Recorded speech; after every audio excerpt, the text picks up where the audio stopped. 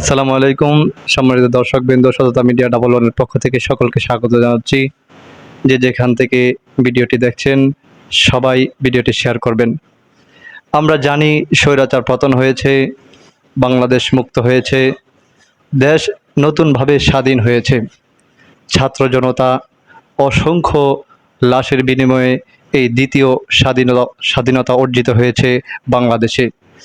আর সেই স্বাধীনতা অর্জন করতে গিয়ে অসংখ্য লাশ, অসংখ্য মায়ের বুক খালি হয়েছে, আর অনেকেই আহত হয়েছে। আহত হয়ে হাসপাতালে এসেছে, কিংবা নিহত অবস্থায় কিংবা রাস্তায় আহত হয়ে হাসপাতালে নিয়ে এসেছে তাদেরকে। এমতো অবস্থায় এই কিছুদিন যাবৎ যে নৈরাজ্য চলছিল রাস্তাঘাটে, সেই নৈরাজ্য এমনভাবে চলছিল যাতে করে প্রত্যেকটা মানুষকেই একেবারে হয়রানির মধ্যে পড়ে গিয়েছিল সাধারণ মানুষ সারা বাংলাদেশের। সে অবস্থাতে আজ যখন বিজয় অর্জিত হয়েছে, এই বিজয়ক্ষণে সবাই সারা বাংলাদেশে বিজয় উল্লসিত, বিজয় উদযাপন করছে। কিন্তু কিছু মানুষ হাসপাতালে কাতরাচ্ছে, তাদের বিজয় বিজয় নয়, তাদের দ্বারাই আজ আমাদের বিজয় অর্জিত হয়েছে।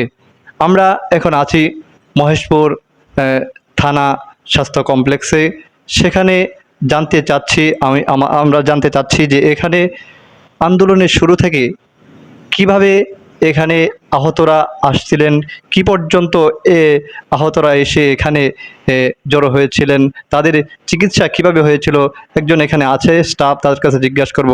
আপনি তো এখানে আন্দোলনের শুরু থেকেই ছিলেন, এখানে পরিস্থিতিটা কেমন ছিল? সকাল থেকে পরিস্থিতি খারাপ ছিল।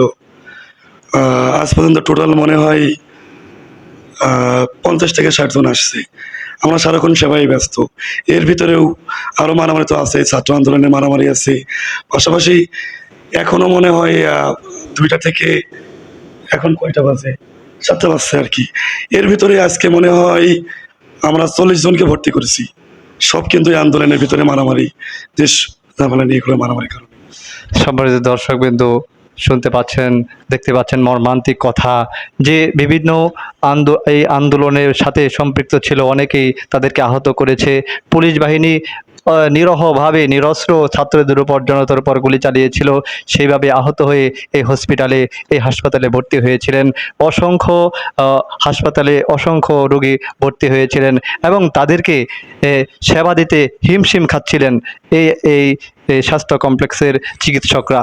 এই পর্যন্ত প্রায় 60-এর উপরে মানুষ এখানে চিকিৎসা নিয়েছেন আন্দোলনকারীর মধ্যে। এখনো পর্যন্ত দলীয় কোন্দলের কারণে এখনো পর্যন্ত মারামারি হচ্ছে, মারামারিতে এখনো পর্যন্ত ভর্তি হচ্ছে এই হাসপাতালে। এই নিরবিচ্ছিন্নভাবে আমাদের এই স্বাস্থ্য কমপ্লেক্সের চিকিৎসকরা তারা চিকিৎসা দিয়ে যাচ্ছেন। আমরা চাচ্ছি সারা বাংলাদেশে আর হানাহানি না হোক, আর কোনো মায়ের বুক খালি না হোক, সুন্দরভাবে সুশৃঙ্খলভাবে দেশ পরিচালিত হোক।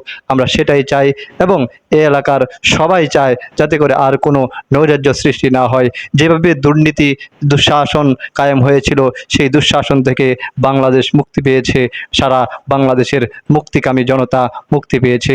আমরা চাই আগামী সুন্দর হোক, সবাই ভালো থাকবেন, সুস্থ থাকবেন, এই কামনা রাখে এখনের মতো শেষ করছি। দেখা হবে অন্য কোনো ভিডিওতে। আসসালামু আলাইকুম ওয়া রাহমাতুল্লাহ।